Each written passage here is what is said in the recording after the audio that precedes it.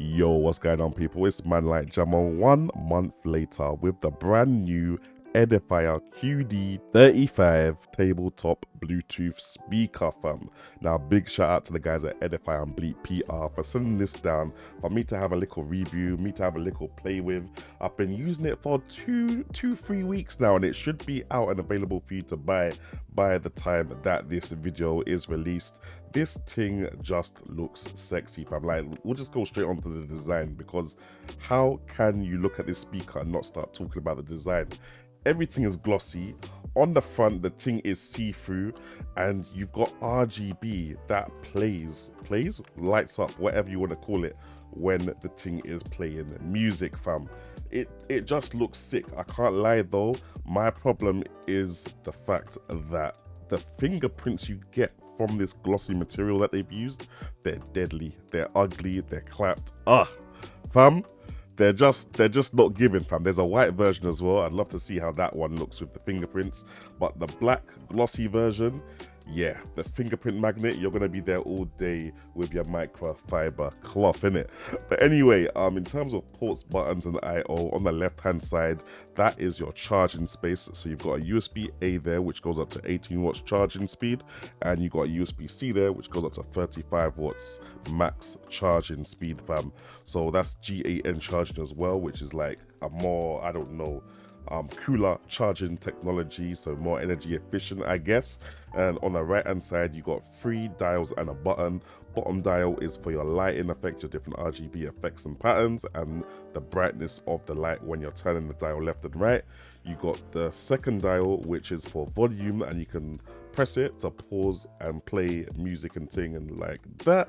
And then you've got a button at the top, which is Bluetooth, USB or auxiliary mode, so it's a source switching button, you see me.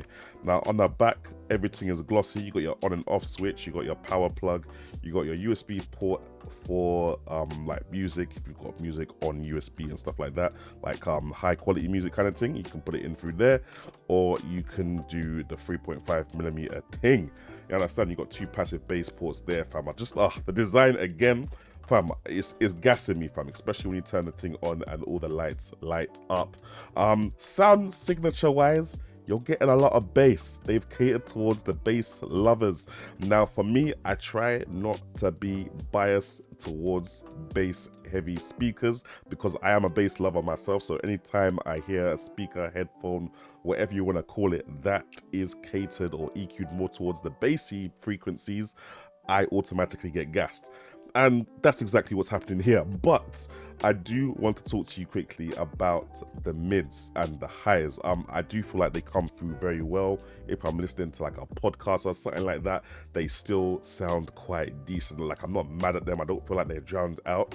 However, I've listened to a kind of similar speaker in the fact that it lights up as well. It's the JBL Pulse 5. It's also got RGB lighting.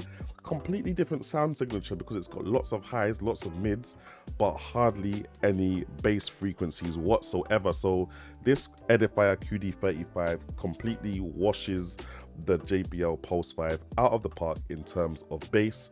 However, when it comes to loudness, because the JBL Pulse has more mids, it's got more highs, it does kind of sound louder than the Edifier QD35, and it kind of sounds clearer. So again, for podcasts, for radio shows, for ebooks and stuff like that, I would go for something with more mids and more highs kind of thing in terms of the clarity. This doesn't feel as clear as the JBL Pulse 5, but the warmth, the bass, the boom that you get from this gives it a more party speaker feel kind of thing. So yeah, if that's your type of music, you'll be good. If the bass heavy thing is not your type of music, your mileage may vary essentially with the QD35. I've listened to everything from Afro beats, hip hop, R&B, little neo soul, and that. Yo, yeah, this QD35 is not a joke thing. But at £200, fam, that is steep. That is very steep. £200, I think I see it for £189 as well. I'm not gonna lie, with the design, it's definitely given high quality, high price. You know it's not cheap. And with the sound, it's also given high quality, high price. Me Personally, I just want everything to be cheaper because it's cozy living, fam. You know, like that. But anyway, big shout out to Edifier for letting me check this out. I would recommend it. I would recommend it, especially for the little drink up, for whatever kind of functional shindig that you're gonna have in your yard. Remember, you have to have it plugged in, no batteries inside the thing. You've also got an application which lets you control everything on the speaker itself.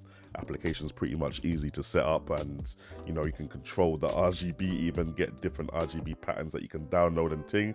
It's just these annoying fingerprints, fam, because as soon as people see it and they walk into your yard, they're going to want to touch it. And as soon as they've touched it, you're going to have to get the microfiber cloth out to slap them and then start getting rid of them fingerprints. This is a sick speaker, man. That's all man's got to say, really. Big up Edifier and Bleep PR. You done know.